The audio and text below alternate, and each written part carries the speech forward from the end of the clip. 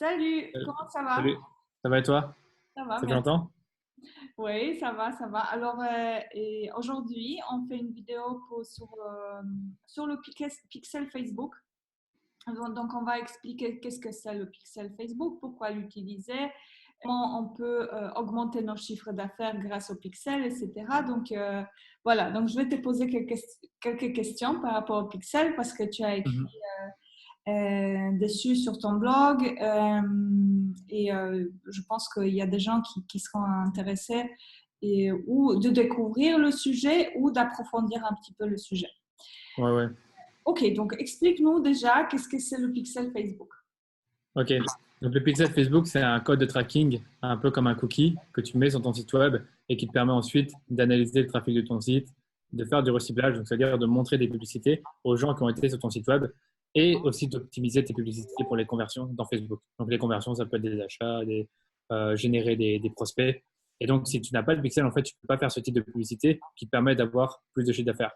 Et c'est des publicités qui sont beaucoup plus puissantes que les publicités habituelles parce que c'est des publicités qui vont être intelligentes, on va dire, parce que le pixel, quand il a des données, il peut te trouver des gens qui ont, comment dire, qui ont des comportements similaires aux gens qui vont sur ton site web. Donc, tu as des gens qui vont sur ton site web et qui achètent, euh, je sais pas, tu as plusieurs achats par jour. Le pixel pourra te retrouver des gens dans Facebook, dans ton audience, qui ont aussi ce comportement d'acheteur et qui pourraient aussi venir acheter sur ton site web. C'est ça le gros avantage du pixel pour moi. Ok, et est-ce que c'est difficile de l'installer? Comment on fait pour installer le pixel Ben, sur le site? Franchement, moi je te dirais que ça dépend vraiment des sites web. Si tu es sur WordPress ou sur Shopify, c'est super simple. Sur Shopify, tu dois juste mettre l'ID du pixel et sur WordPress, tu as plein d'extensions qui te permettent de l'installer facilement, aussi bien pour faire des pubs dynamiques, mais ça c'est peut-être un peu plus avancé, que juste pour faire des pubs normales. Et là, en fait, tout ce que tu dois faire, c'est soit tu prends une extension pour copier-coller le code, ou alors tu prends une extension où tu mets juste l'ID du pixel aussi. Non, je pense que tu dois connecter ton compte Facebook à WordPress, dans l'extension, et après il est installé directement sur toutes les pages de ton site web. Par contre, ce qui est plus compliqué, c'est d'installer les événements standards, tu vois, donc ce que je te parlais tout à l'heure, les achats, les ajouts au panier, sur des pages particulières de ton site, ça c'est beaucoup plus compliqué. Ok, donc pour récapituler, le pixel Facebook, c'est un petit bout de code qu'on va installer, qu'on va insérer dans le code de notre site web. Euh, Ouais. Soit on le copie-colle, si on connaît un petit peu le codage, et si on peut un petit peu aller dans le code et on va comprendre comment le faire. C'est vraiment pas très compliqué, c'est un peu comme Google Analytics. Donc on copie-colle, soit grâce aux installations de plugins. WordPress, il y en a plusieurs. Et donc un, c'est Pixel Caféine. Ouais. On installe le plugin qui est gratuit et on insère le code et ça fait le travail à notre place. Donc, ça, c'est très facile à faire, à installer si on est sur le WordPress. Et on le conseille on conseille d'installer le Pixel pour toute personne qui a un site web pour analyser le trafic. Donc, pour analyser le trafic et ensuite pour faire du reciblage. Voilà. Mhm. Qu'est-ce que c'est le reciblage? Ok, le reciblage, c'est simplement de montrer des publicités à des personnes qui ont déjà interagi au moins une fois, soit sur Facebook ou soit sur ton site web. Donc sur ton site web, ça va être par le pixel, puisque c'est comme ça que tu peux savoir si quelqu'un était sur ton site. Et sur Facebook, ben, il n'y a pas besoin de pixel parce que tout se passe sur Facebook. Donc là, tu peux, par exemple, recibler quelqu'un qui va aller visiter ta page, qui va commenter une publication. Tu peux lui remontrer des publicités après. D'accord? Donc, évidemment, le reciblage, ce qui est le plus intéressant, c'est le reciblage des visiteurs du site web parce que les gens qui vont sur ton site web, ils sont beaucoup plus engagés que les gens qui restent juste sur Facebook. En tout cas, de mon expérience, c'est toujours les audiences qui ramènent le plus de chiffre d'affaires. L'avantage, c'est qu'on peut montrer une publicité très spécifique pour les personnes qui connaissent déjà notre marque en nous-mêmes. Et on peut même montrer une publicité très spécifique aux personnes qui ont visité une page de Ouais, ce que j'allais dire, ouais. web. Le problème, c'est que si tu n'as pas beaucoup de trafic sur ton site, le pixel, c'est pas super efficace. Alors, tu dois faire des audiences très larges. Donc, des audiences très larges, ça veut dire que tu vas prendre, par exemple, les visiteurs de ton site web les 180 derniers jours. Et là, tu auras une plus grosse audience puisque tu as jusqu'à 6 mois pour récupérer tout le trafic de ton site avec le pixel. Donc, ça, c'est un truc qu'il faut prendre en compte, c'est que avec, je dirais, moins de 100 visiteurs par jour, c'est un peu tendu, on va dire, pour faire des publicités, pour générer du chiffre d'affaires. Pour attirer d'autres personnes, pour faire des audiences similaires ou des plus petites audiences pour d'autres objectifs, ça peut être intéressant. Mais pour vendre, moi, ce que j'ai constaté, c'est que le mieux, c'est qu'il faut que le site ait vraiment beaucoup, beaucoup de visiteurs. Pour moi, beaucoup, c'est au moins 1000 par jour, un truc comme ça. Les personnes qui n'ont pas beaucoup de trafic sur leur site, tu conseilles de ne pas installer le pixel? Non, non, le pixel, il faut l'installer dans tous les cas. Mais je veux dire, faire des publicités de reciblage pour augmenter tes chiffres d'affaires, tu peux le faire, mais tu vas rapidement épuiser ton audience. Donc, avec un peu de budget, les personnes vont souvent voir les mêmes pubs. Après, évidemment, tu peux. En plus, même pour segmenter, tu ne peux pas trop segmenter parce que tu n'as pas énormément de trafic. Donc, admettons que tu as 100 personnes par jour qui visitent ton site web et que finalement, le pixel, il arrive à en récupérer que 60 parce que tout le monde n'est pas sur Facebook et qu'après, tu segmentes encore ton audience et tu te rends bien compte que l'audience, elle est toute petite et que tu as peut-être moins de 1000 personnes dedans et qu'après 3-4 jours avec 5 euros par jour, tu les as déjà bien montré des pubs. Oui. Tu vois, en tout cas, ça, c'est mon avis là-dessus. Moi, en tout cas, j'ai vraiment fait plusieurs comptes, des comptes où ils avaient beaucoup de trafic, des comptes où ils en avaient un peu moins. Et ceux où ils en avaient un peu moins, c'était souvent le moins efficace, on va dire. D'accord. Donc, l'objectif, c'est d'installer le pixel quand même et éventuellement, on peut recibler des personnes et on teste et on voit si on n'a pas assez de résultats. Là, il faut se concentrer sur le trafic. Donc, on amène C'est ça, ouais. C'est ça. Pour moi, c'est ça. Hein.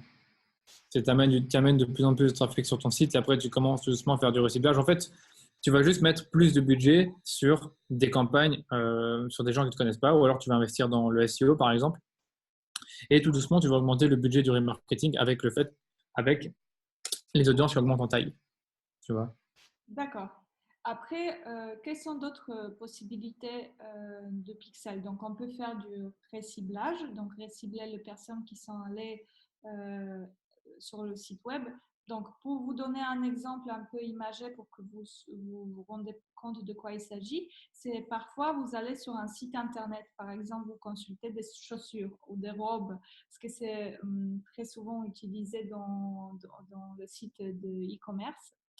Et ensuite, vous voyez les publicités de même produits ou des publicités de la marque défiler sur votre Facebook. C'est parce que le site, il a installé le pixel sur le site et du coup, il peut analyser votre comportement, il peut analyser le fait que vous êtes allé sur le site, vous avez consulté certaines pages, certains produits et ensuite, l'annonceur va créer une annonce qui va s'adresser à vous. Du coup, pourquoi c'est important? Parce que dans le marketing, on dit souvent que les gens, ils achètent quand ils voient plus souvent le produit. Donc, au bout de 6-7 fois, quand on voit au bout de 6-7 fois le produit, là, on l'achète. C'est beau. Non, ouais, clairement. C'est un truc que j'ai toujours en tête. Moi, perso, c'est toujours un truc que j'ai en tête, c'est la règle de 7, c'est que tu dois essayer d'être le plus souvent présent dans l'esprit des gens et le reciblage, c'est la meilleure façon de le faire. Parce que il faut pas oublier que la plupart des temps, si vous avez des visiteurs sur votre site web, ils ne reviendront pas, à moins que vous les fassiez revenir soit en les fidélisant, en leur proposant de s'inscrire à votre newsletter, ou soit en remontrant des publicités de remarketing. Donc évidemment, il faut en faire, même si vous n'avez pas beaucoup de trafic, c'est juste que il faut faire attention à ne pas mettre trop de budget, sinon vous risquez en fait d'ennuyer les gens parce qu'il y a des gens qui vont voir trop souvent vos pubs et ça risque de pas casser, mais de nuire à votre image de marque. Voilà. Et du coup, tu penses qu'il faut montrer combien de fois? Donc, le maximum c'est quoi le maximum de fréquence selon toi?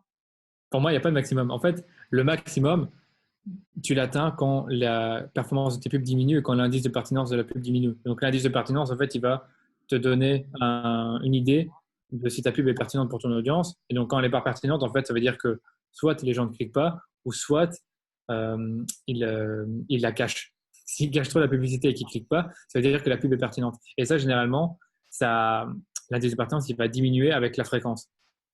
Certaines audiences, tu peux avoir des fréquences de 10 et toujours avoir un bon indice de pertinence. D'autres, tu vas avoir une fréquence de 5 ou 6 et avoir un indice de pertinence qui est en baisse. Donc là, tu vas arrêter. Donc pour moi, il n'y a pas d'indice de pertinence maximum. Quoique après, au-delà de 10, ça commence à être vraiment beaucoup. Il y en a certains qui disent qu'après 5, c'est trop. Moi, parce que j'ai plein d'audience avec plus de 5 et j'ai pas de problème, donc je les garde. Mhm. D'accord. Après, de toute façon, j'allais dire une autre chose, c'est que tu peux très bien recibler toujours la même audience, mais à chaque fois changer ton message. Et là, dans ce cas-là, c'est pas trop un problème. Si tu changes ton message tout le temps et que tu mets toujours des nouvelles images, je pense que pour la personne, c'est oui, tu es souvent dans son esprit, mais si tu n'as pas toujours le même message, je pense que c'est déjà mieux que toujours avoir le même message. Mhm. Donc ça, c'est les choses dont tu parles, donc la fréquence, indice de pertinence et tout ça, ce sont des éléments qui sont un peu plus avancés et c'est Ouais, c'est vrai. indicateur pour les personnes qui font la publicité depuis les gestionnaires de publicité C'est euh, vrai. parce que on va pas avoir ces indicateurs. Bah, si on va le voir depuis les gestionnaires de publicité si on fait les boosts, mais quand on avait parlé plusieurs fois déjà, il vaut mieux utiliser le gestionnaire de publicité et gérer vos publicités depuis cet outil spécial mis en disposition aux annonceurs, aux personnes qui gèrent les pages, plutôt que faire des boosts. Voilà. Mhm. Tout ça, ça se trouve dans le gestionnaire de publicité. Et pareil, on crée notre pixel sur le gestionnaire de publicité. Ouais. Voilà. Et un truc que je voulais dire par rapport à Pixel, c'est que tu peux l'utiliser pour mesurer efficacement les résultats de tes pubs. Donc, les résultats, ça peut être le nombre de personnes qui ont cliqué et qui sont effectivement arrivées sur la page, le nombre de personnes qui sont arrivées sur la page et qui ont fait un ajout au panier et puis qui ont fait un achat. Donc, en fait, tu peux suivre tout le parcours client sur ton site web. Ça, c'est quand même intéressant parce que tu peux savoir la performance de chaque publicité et de chaque audience. Et ça, je trouve que c'est inestimable si vous travaillez pour des clients, si vous êtes community manager, vous pouvez aussi mesurer les résultats grâce à ça. Donc, ça peut être intéressant aussi pour ça. Mhm. Mesurer des résultats et ensuite, en conséquence, payer moins cher la pub. Ouais, quand même. Quand même. Tu peux payer. Au final, je pense que tu payes moins cher, ouais. Mm. Ok, donc on a parlé des audiences de reciblage et en fait, Facebook met à disposition aussi des audiences similaires qu'on crée Ah grâce oui. à elles aussi. Donc, est-ce que tu peux nous en parler un peu plus En fait, ouais. C'est vrai que les audiences similaires, c'est un truc un peu spécial, mais en gros, c'est Facebook qui va trouver des gens qui ressemblent aux personnes qui sont dans vos audiences de reciblage. Donc, si par exemple, vous créez une audience des personnes qui ont visité votre site web les 30 derniers jours, vous pouvez dire à Facebook de vous retrouver plus de personnes qui ressemblent à ces personnes-là. Et donc, c'est ce qu'on appelle une audience similaire. Et donc, vous allez pouvoir déterminer le pourcentage de ressemblance qui va de 1 à 10%. Donc, 1%, c'est des gens qui ressemblent beaucoup à votre audience. Et ça se fait à chaque fois à partir d'un pays. Donc, admettons, encore une fois, tu as une audience de 30 jours sur ton site web, mais tous les pays confondus. Et tu vas dire à Facebook, voilà, crée-moi une audience similaire des personnes en France qui ressemblent le plus, donc 1%, à cette audience de base. Donc, c'est un peu abstrait comme ça, mais en gros, il va regarder toutes les caractéristiques sociodémographiques et comportementales de ces personnes et te retrouver plein d'autres personnes qui ont des caractéristiques supposées semblables à ces personnes qui étaient présentes dans votre audience. Et vous pouvez faire la même chose avec plein d'autres audiences. Donc, par exemple, mettre un fichier client, mais là, ce n'est pas par rapport au pixel, mais c'est quand même possible de faire une audience similaire par rapport à ça, par rapport à personnes qui achètent sur votre site web, qui visitent des pages produits, ça c'est bien aussi. Et donc là, ça peut être très intéressant aussi. Parce qu'il n'y a pas besoin de cibler plus les publicités parce qu'elles seront déjà ciblées avec les audiences similaires. Voilà, donc Facebook, c'est une machine très puissante en fait. Et moi, j'ai toujours dit que les audiences similaires sont très puissantes et c'est vraiment un outil Facebook qui marche super bien et Ouais, ouais. qui nous permet vraiment d'économiser notre temps de recherche parce que Facebook, il fait le travail à notre place. Ouais, c'est ça qu'il faut avoir en tête. Moi perso, j'utilise que ces audiences-là pour cibler des gens qui ne me connaissent pas, en fait. Ouais. J'ai arrêté de faire le ciblage par centre d'intérêt. Enfin, très peu, ça dépend vraiment des cas, mais la plupart du temps, donc 80% du temps, j'utilise les audiences similaires. Les audiences similaires, si on a le trafic sur notre site et si on a installé le pixel bien évidemment. Et Ouais, c'est ça, parce que s'il n'y a pas de pixel, pas possible de faire d'audience similaire, à moins d'uploader un fichier client, mais on sait tous qu'avec le RGPD, c'est plus délicat, on va dire. oui, donc justement, en parlant de RGPD, qu'est-ce qu'il faut faire quand on a le pixel? Donc il faut l'installer. Il faut rajouter dans la politique de confidentialité et de dire explicitement qu'il y a des cookies sur votre site web. Et donc, en fait, ce que vous pouvez faire, c'est si vous êtes sur WordPress ou sur un autre CMS, il y a toujours des possibilités de rajouter une extension ou un module qui permet de rajouter ce petit bandeau. Ça peut même être un pop-up. Hein. Je vois certains qui ont des pop-up et qui disent voilà, nous avons une politique de confidentialité. Nous suivons le trafic de notre site web grâce à des outils comme Google Analytics, le pixel Facebook, je ne sais plus quel outil encore. Et après, demander à la personne son accord. Moi, ce que je remarque, c'est que personnellement, je ne lis pas la politique de confidentialité, donc je dis directement oui, parce que c'est chiant d'avoir le pop-up, surtout pour certains sites. On n'a pas envie d'être dérangé, donc généralement, on dit oui, mais c'est juste ça les règles de base. C'est que vous devez juste dire que vous avez un pixel sur votre site web et après, vous pouvez l'utiliser. Et je pense même dans Facebook, il faut aussi accepter les conditions d'utilisation des audiences personnalisées, donc qui sont des audiences de recyclage. Oui, parce que avec l'entrée en vigueur de RGPD, de Facebook, il nous demandait si on était d'accord à être réciblé en fait, et par rapport aux nos intérêts qu'on a grâce aux likes, Oui. aux commentaires, que Facebook il nous montre les publicités qui sont en accord avec nos intérêts en fait. Ouais, mais je suis d'accord avec toi, mais même pour les annonceurs, ils doivent accepter une politique, enfin, ils doivent accepter quelque chose. Moi, j'ai dû accepter un truc avec les audiences personnalisées il n'y a pas longtemps. Je ne sais pas comment ça se fait, mais je pense que c'est en rapport avec le RGPD. En tout cas, c'était les conditions d'utilisation. Ok. Est-ce qu'il y a d'autres choses auxquelles on peut parler par rapport à Facebook? Je pense Par rapport au pixel Facebook, oui. le seul truc qu'on n'a pas vraiment été dans les détails, c'est que le pixel, il te permet aussi de suivre des événements particuliers sur ton site, comme un achat, comme quelqu'un qui a ajouté un produit au panier ou qui a vu une page produit. Et ça, en fait, c'est du code supplémentaire que tu vas rajouter sur ces pages-là. Donc, c'est un peu plus avancé, mais quand on utilise ces codes-là, c'est vraiment là où on utilise tout le potentiel, on va dire, du pixel Facebook parce que vous allez plus loin que juste une personne qui a vu une page, mais vous pouvez aussi recibler les ajouts au panier, les acheteurs, sans nécessairement avoir un fichier client ou l'uploader dans Facebook parce qu'on sait bien que c'est un peu plus délicat avec le RGPD. Donc, ça, c'est aussi intéressant. En fait, grâce à ces événements qu'on a installés, Facebook appelle événements, Ouais, c'est des codes supplémentaires qu'on va mettre sur certaines pages. On a une possibilité d'optimiser notre publicité. Donc, Facebook, il va récolter les événements. Donc, il va voir que certains types de personnes achètent plus sur notre site. Donc, c'est Facebook, algorithme de Facebook et puis publicité Facebook, c'est un machine learning. Donc, il ouais, va c'est machine learning, ouais. apprendre des comportements de ces personnes-là et il va optimiser notre publicité avec, on va choisir par exemple l'événement conversion, donc achat, et il va montrer cette publicité aux personnes les plus susceptibles d'acheter, par exemple. Ouais, c'est ça. Franchement, c'est très bien expliqué. Ouais, c'est du machine learning. En fait, l'idée, c'est que plus le pixel a de données, non, plus Facebook, attends, j'essaie de bien expliquer, plus vous avez des événements sur votre site web, plus le pixel est intelligent et plus le machine learning de Facebook peut retrouver des gens qui ressemblent à ces personnes-là. Donc, en fait, c'est ça qui est intéressant, c'est que quand vous commencez à avoir plein d'achats, il va vous trouver encore plus d'acheteurs. C'est ça un peu l'idée. Oui, plus il a des données, mieux il va optimiser, c'est vrai. Ouais, c'est pour ça qu'on parle d'un pixel saisonnier ou je sais pas quoi exactement, mais en gros, plus le pixel a de données, plus il est intelligent et on parle d'un pixel. Je sais pas comment on dit en français, saisonnier ou quelque chose comme ça. En anglais, ils disent season de pixel, donc voilà.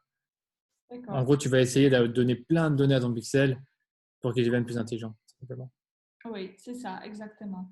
Donc, pour récapituler, toutes les personnes qui ont un site internet et qui vendent les services ou les produits en ligne ou pour lesquels vraiment le site internet, c'est